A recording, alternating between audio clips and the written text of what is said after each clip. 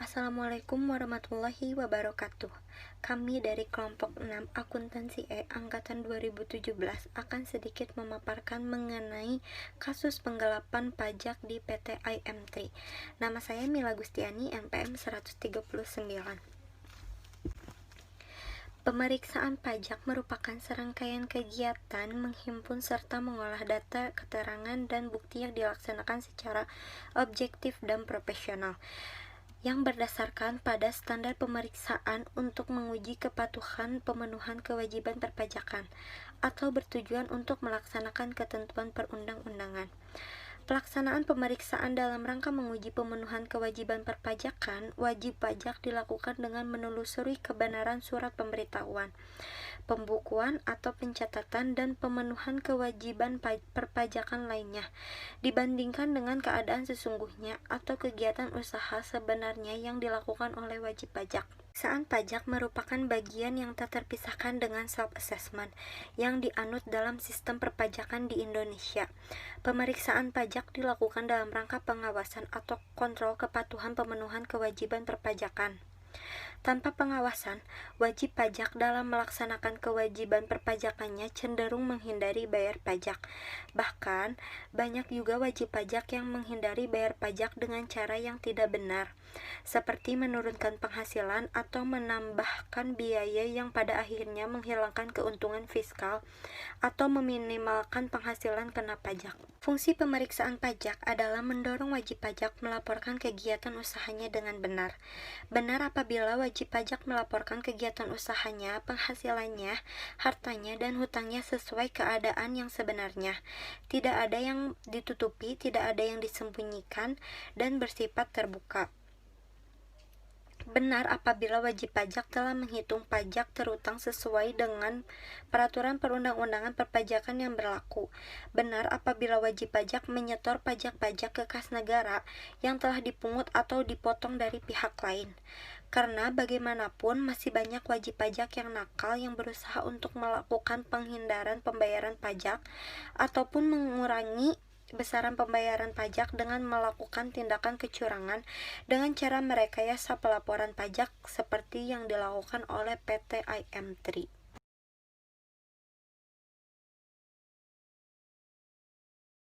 Resa Rosmayanti, NPM 161.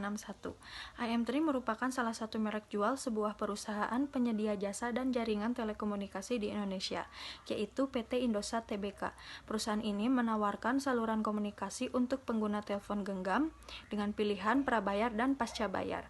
Dan IM3 juga merupakan salah satu merek jual yang memiliki banyak pelanggan di Indonesia.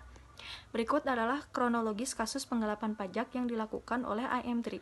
IM3 diduga melakukan penggelapan pajak dengan cara memanipulasi surat pemberitahuan masa tambahan pajak SPT masa PPN ke kantor pajak untuk tahun buku Desember 2001 dan 2002.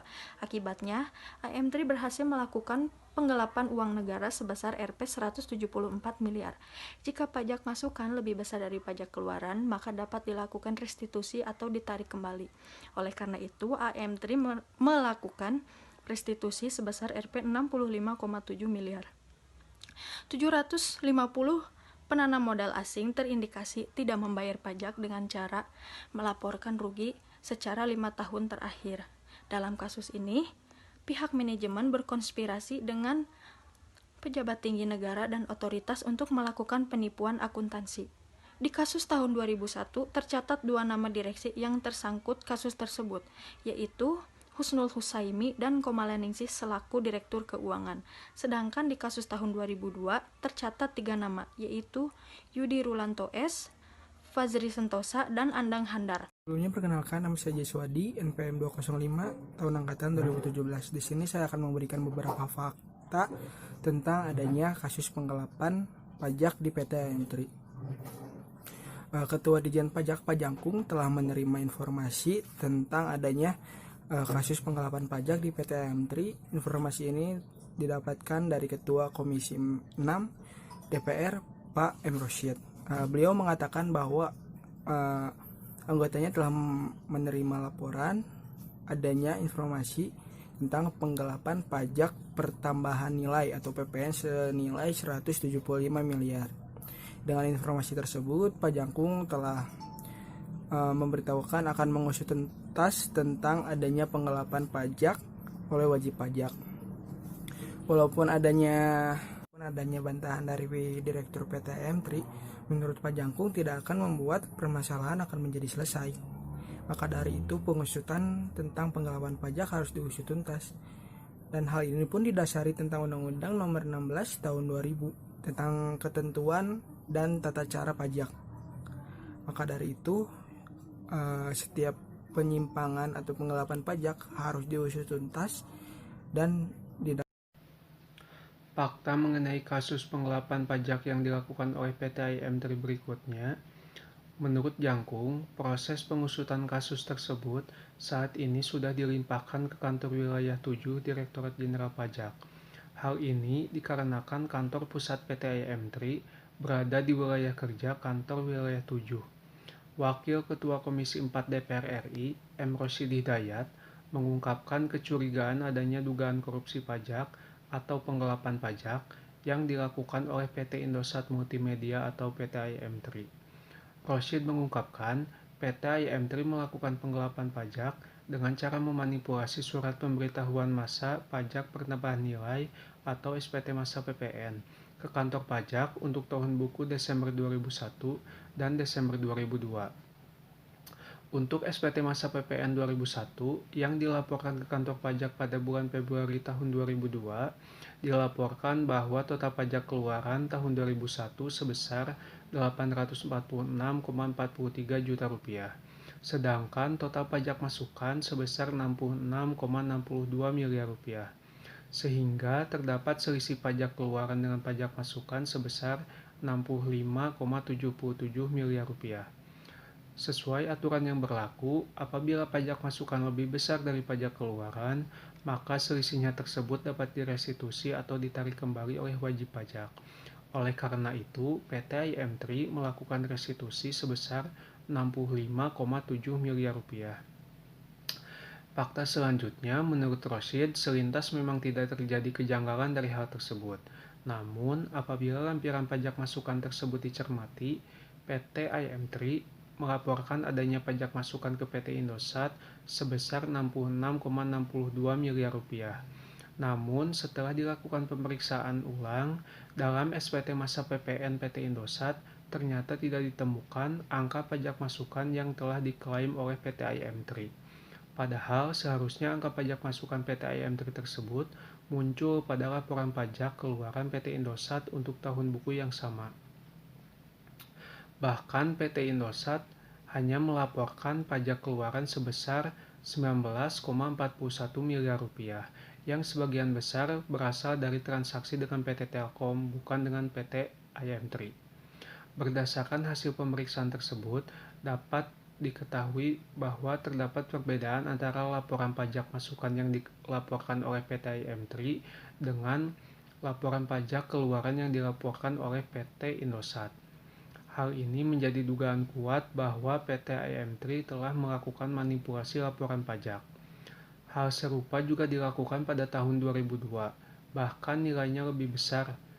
Untuk SPT masa PPN 2002 per Desember 2002, PT IM3 melaporkan kelebihan pajak masukan sebesar Rp109 miliar. Nilai itu berasal dari selisih antara pajak masukan senilai Rp112 miliar dengan nilai pajak keluaran sebesar Rp2,9 miliar. Dan apabila ditotalkan antara tahun 2001 dengan 2002, maka total uang negara yang digelapkan oleh PT IM3 adalah senilai Rp174 miliar. Saya Diana Wardani Putri akan melanjutkan analisis penyebab kasus dugaan penggelapan pajak oleh IM3. Penyebab atau faktor pemicu pelanggaran dibedakan atas 3 hal, yaitu yang pertama ada tekanan atau unsharable pressure atau insentif yang merupakan motivasi seseorang untuk melakukan fraud. Motivasi melakukan fraud antara lain motivasi ekonomi atau alasan emosional seperti iri, cemburu, balas dendam, kekuasaan atau gengsi, dan juga nilai atau value.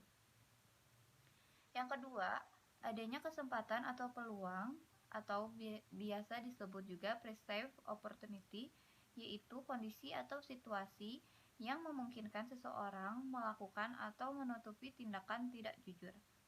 Yang ketiga ada rasionalisasi atau sikap yang paling banyak digunakan adalah hanya meminjam aset yang dicuri.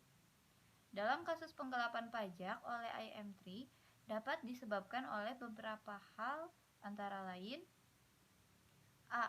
Ada faktor kompetensi bukan menjadi penyebab utama terjadinya kecurangan. Para akuntan yang terlibat dalam kasus kecurangan di atas tidak diragukan lagi kemampuannya karena akuntan di perusahaan besar yang sudah go public. Kecurangan tersebut terjadi karena akuntan tidak mampu mempertahankan profesionalitasnya dan lebih memilih untuk melanggar etika profesi. Alasannya bisa beragam, bisa karena faktor materi, tekanan dari pihak manajemen, maupun buruknya sistem dan prosedur yang diterapkan. Yang kedua ada dilema etika dapat menjadi faktor munculnya kecurangan dalam pekerjaan.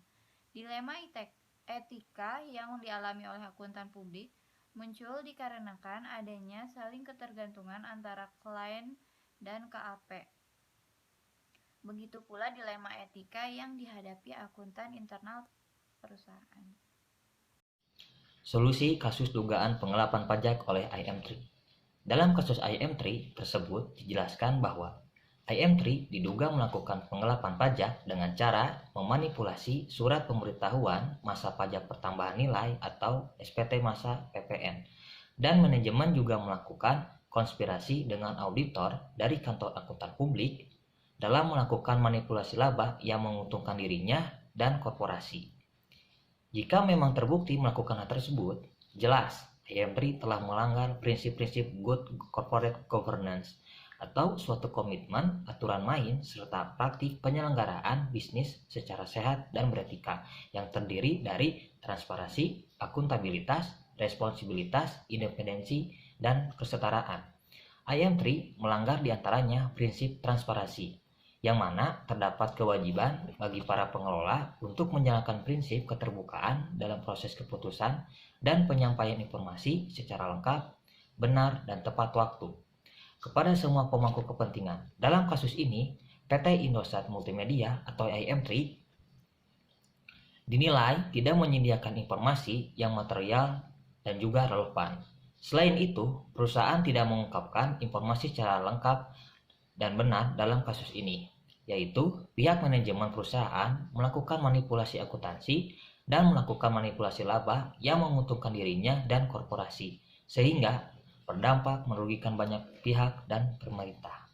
Selain itu, IM3 juga melanggar prinsip akuntabilitas, yang mana para pengelola berkewajiban untuk membina sistem akuntansi yang efektif untuk menghasilkan laporan keuangan yang dapat dipercaya.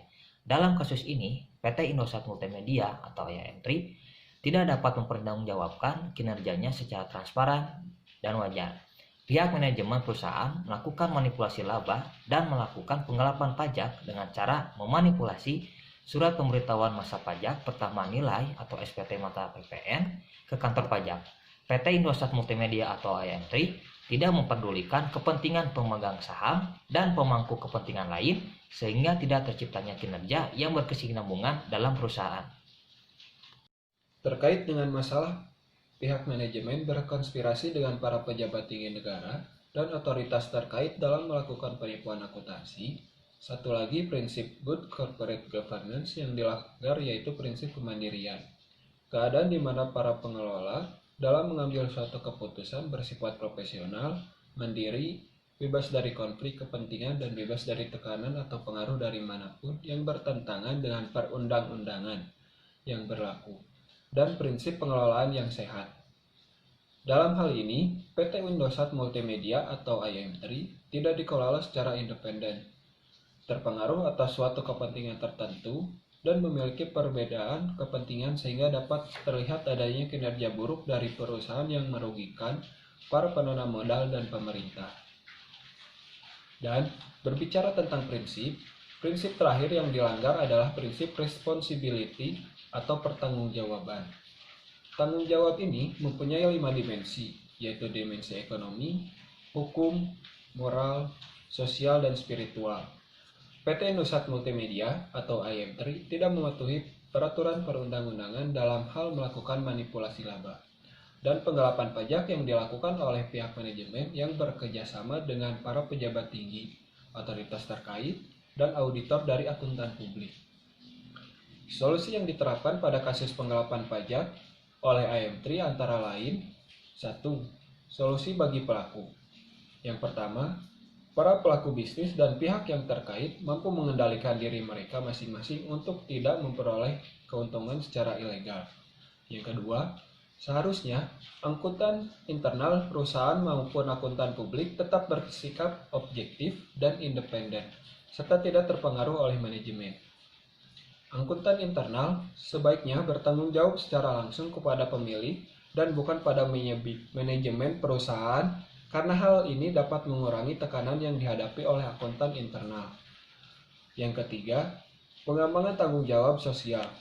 Pelaku bisnis ini dituntut untuk peduli dengan keadaan masyarakat. Jadi, dalam keadaan apapun, para pelaku bisnis harus mampu mengembangkan dan memanifestasikan sikap tanggung jawab terhadap masyarakat sekitar di lingkungan usaha mereka. Yang terakhir, pentingnya pendidikan etika bagi para akuntan sebagai bekal dalam menghadapi potensi kecurangan. Nama saya Muhammad Febi Ramdhani. Pelanggaran etika itu akan terus terjadi apabila tidak ada pemahaman yang mendalam dari akuntan itu sendiri pentingnya akan kode etik profesi. Salah satu cara untuk meningkatkan ataupun menekan angka jumlah akuntan yang menyimpang adalah melakukan sosialisasi intensif terhadap anggota-anggotanya pentingnya akan kode etik profesi akuntan di dalam lingkungan kerja. Pemerintah seharusnya melakukan pengawasan terhadap pajak perusahaan-perusahaan besar dan tidak tebang pilih terhadap kasus penggelapan pajak. Pemerintah seharusnya melakukan penghukuman berat terhadap perusahaan-perusahaan besar serta menghukum berat para oknum-oknum yang terlibat menerima suap. Juga seharusnya perusahaan sadar akan kewajiban pajaknya. Dalam kasus ini, pemerintah dan DPR seharusnya segera membentuk tim khusus auditor yang independen dan kompeten untuk melakukan investigasi dan audit forensik untuk membedah laporan keuangan yang ada 750 PMA yang belum membayar pajak. Sekian. Kesimpulannya yaitu IM3 diduga melakukan penggelapan pajak dengan cara memanipulasi surat pemberitahuan masa pajak pertambahan nilai. Dan manajemen juga melakukan konspirasi dengan auditor dari kantor akuntan publik dalam melakukan manipulasi laba yang menguntungkan dirinya dan korporasi. Jika memang terbukti melakukan hal tersebut, jelas IM3 telah melanggar prinsip-prinsip good corporate governance. Prinsip-prinsip yang dilanggar IM3 antara lain prinsip transparansi, prinsip akuntabilitas, prinsip kemandirian, serta prinsip responsibility atau pertanggungjawaban, berupa kurang dipatuhinya peraturan serta ketentuan yang berlaku. Hal ini juga merupakan bukti bahwa kurangnya pengawasan dari pihak-pihak yang terkait di pasar modal, sehingga menyebabkan kerugian negara yang cukup besar. Hal ini menjadi bukti bahwa dalam menjalankan bisnis itikat baik dalam menjalankan bisnisnya tidak dilakukan. Upaya penegakan hukum yang adil dan berwibawa mutlak diperlukan dalam menyelesaikan kasus dugaan penggelapan pajak ini. Dan hukuman yang diberikan kepada para pelaku harus dapat memberikan efek jerak bagi para pelaku kecurangan, sehingga kasus penggelapan pajak yang sering terjadi dapat dihentikan dengan cepat, sehingga kerugian negara akibat hal tersebut dapat berkurang. Sarannya, yang pertama, akuntan internal sebaiknya bertanggung jawab secara langsung kepada pemilik dan bukan pada manajemen perusahaan, karena hal ini dapat mengurangi tekanan yang dihadapi oleh akuntan internal. Kedua, semua pihak yang terkait seharusnya mampu mengendalikan diri mereka masing-masing untuk tidak memperoleh keuntungan secara ilegal. Ketiga, secara rutin IAI sebagai lembaga akuntan terbesar di Indonesia menyelenggarakan pelatihan dan seminar untuk meningkatkan kompetensi dan kesadaran terhadap kode etik profesi kepada anggotanya. Keempat, pemerintah lebih mengetatkan pengawasan dan pemeriksaan pajak kepada perusahaan-perusahaan besar dan tidak tebang pilih dalam menyelesaikan penggelapan pajak. Kelima, pihak pemerintah sebaiknya membentuk tim auditor untuk memeriksa lebih lanjut secara detail laporan keuangan agar tidak terjadi kasus penggelapan pajak, dan untuk auditor dari akuntan publik supaya diberi sanksi sesuai dengan Undang-Undang Kode Etik Profesi Akuntan. Terakhir, sebaiknya sistem hukum di Indonesia lebih diperketat seperti di Amerika Serikat atau Cina. Hukum di Indonesia sangat tidak etis karena masih banyak jaksa agung yang menerima fee dari para pelaku penggelapan pajak agar menutup kasus